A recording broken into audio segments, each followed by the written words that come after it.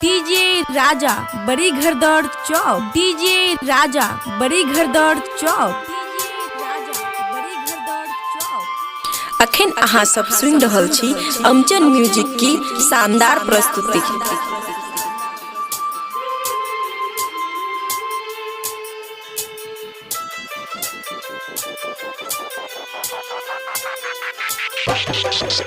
अब नहीं जइबौ सखी तोर भंगा गे छौरा सब घीचो मोर लहंगा गे।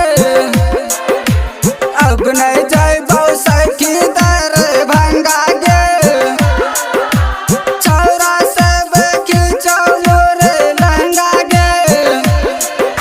लहंगा गे लहंगा गे लहंगा गे सखी घूमल पर गेलौ हमरा महंगा गे छौरा सब घीचो मोर लहंगा गे छौरा सब घीचो मोर लहंगा गे।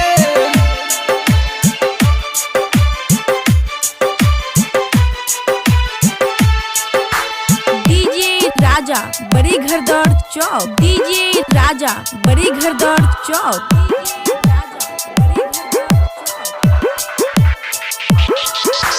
बुरा नजर से देखै नहीं छौ पूरन आँखा गरिया केतनो हमें घूमै छी पहिन के सूट सवरिया घूमै छी पहिन के सूट सवरिया।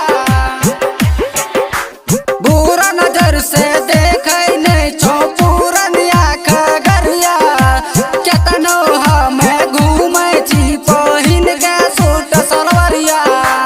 भागलपुर के छौरा चल फंगा गे छौरा सब खींचो मोर लहंगा गे लहंगा गे लहंगा गे लहंगा गे सखी।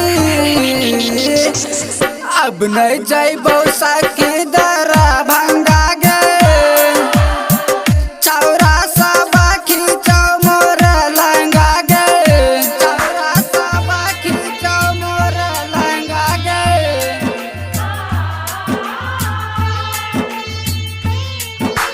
डीजे राजा बड़ी घरदौड़ चौक। डीजे राजा बड़ी घरदौड़ चौक।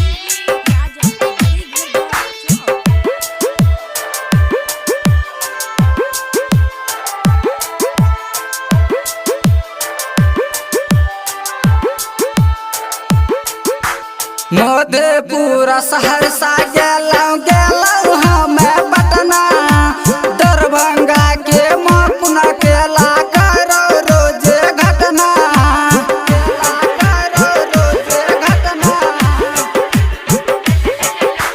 मधेपुरा सहरसा गेलौ हमें पटना दरभंगा के मकुना केला करो रोज घटना।